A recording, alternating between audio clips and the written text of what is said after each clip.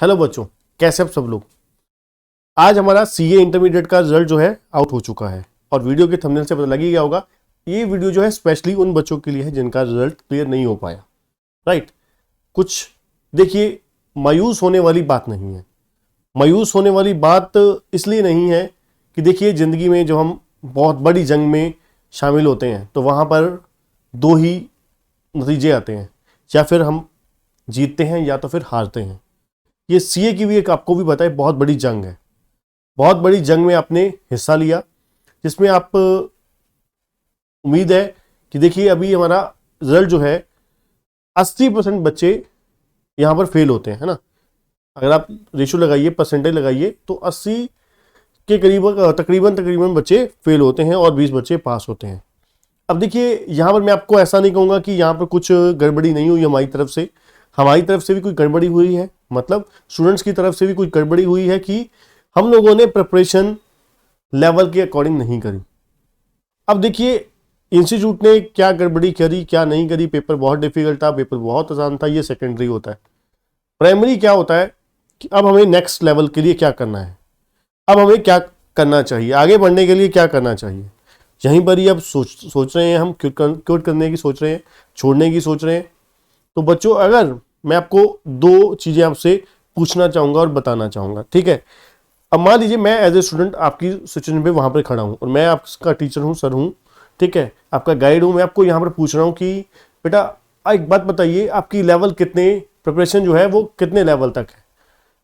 अगर आपकी ईमानदारी से आंसर आपका ये है कि प्रिपरेशन मेरी बहुत अच्छी थी बट कहीं पे कुछ कमी शायद रह गई, तो वहाँ पर बच्चों मेरा आंसर ये है आपके लिए कि आपको यहाँ पर नोट करना होगा। अगर आपको आपकी गलतियों का रियलाइज है कि भाई मुझे ये चैप्टर पे और फोकस करना था, मुझे रिवीजन नहीं कर पाया, टाइमली मैनर में मैं मैनेज नहीं कर पाया, क्लासेस बहुत लेट बाय करी मैंने। अगर आपने पहले कहीं से क्लासेस बाय करी हुई थी, क्लासेस आपने कहीं से बाय करी थी, तो वहाँ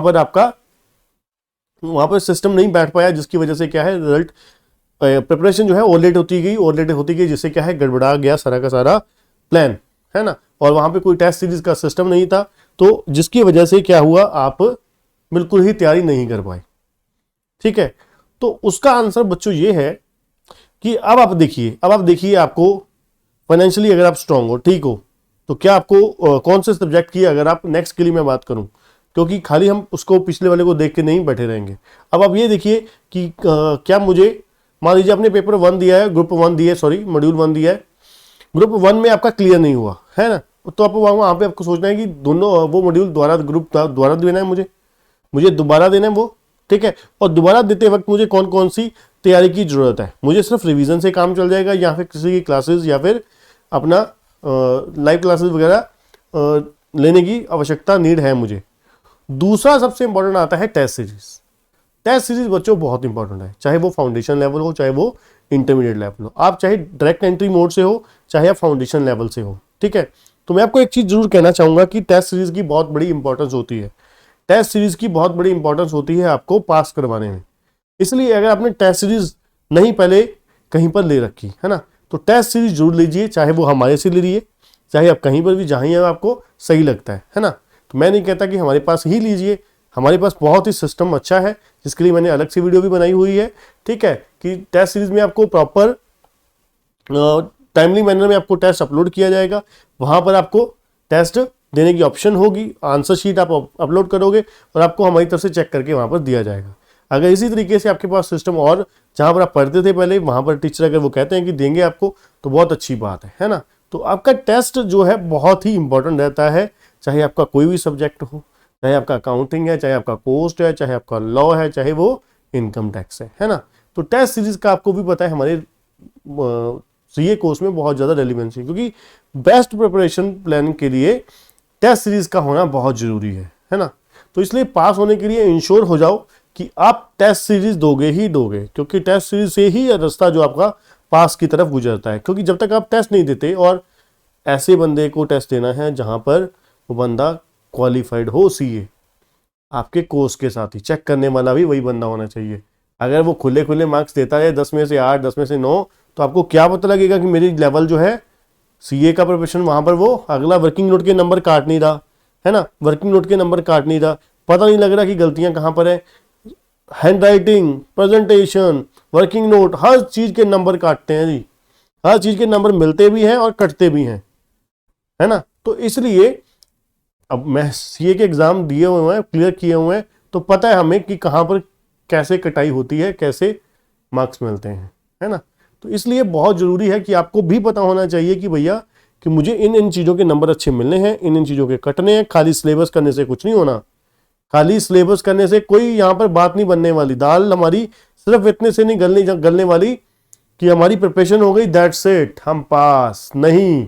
80% बच्चा वो इसीलिए ही फेल कर रहे हैं, 80% बच्चा फेल इसीलिए ही हो रहा है कि वो समझता है सिर्फ तैयारी ही सब कुछ है।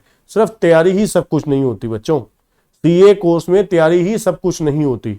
सब कुछ होता है हमारा, सब कुछ, हमारी हैंड राइटिंग, प्रेजेंटेशन, स्पीड, सब कुछ, वर्किंग नोट्स, है ना, इंग्लिश स्किल्स, ये भी अपनी बहुत ज्यादा इंप्रूवमेंट हर चीज में आपको एरिया में करने की जरूरत रहती है। एक एक चीज में देखिए कि अपने स्किल्स को इंप्रूव कीजिए, गलतियां कहां पर हुई हैं, कमियां मान लीजिए, आप मान के दीजिए। देखिए जो बड़ा एक इंसान होता है, वो जब वो कोई हार हो जाती है तो वो दोष दूसरों पे नहीं मरता, दोष वो दूसरों पे नहीं मरता, वो ईमानदारी से जिम्मेदारी लेता है कि हाँ गलती मेरी थी, कहीं मेरे से ही कमी रह गई होगी, तो मेरी ही जिम्मेदारी बनती है कि मैं वहां पर रिस्पॉन्सिबिलिटी, जिम्मेदारी हक से लेता हूं कि भाई ठीक है, भाई शायद गलती मेरे से ही कहीं पर रह गई है, तो इंप्रूव करने की यहां पर मुझे जरूरत है। मैं कहां पे कैसे कैसे इंप्रूव करूं वो हमें सोचना है, उसको लेके बैठे नहीं रह जाना। टीचर की गलती निकाल दो, 4 गालियां टीचर को निकाल दो, 4 पिछले को निकाल दो, 4 अगले को निकाल दो, इंस्टीट्यूट को निकाल दो, इससे कुछ नहीं बनना आपका। बनना तभी है अगर अपने ऊपर काम करोगे, है ना, अपने ऊपर काम करोगे, इंस्टीट्यूट को मजबूर होकर पास करना पड़ेगा। बन गए, भगवान ने कृपा कर दी आप पे, है ना।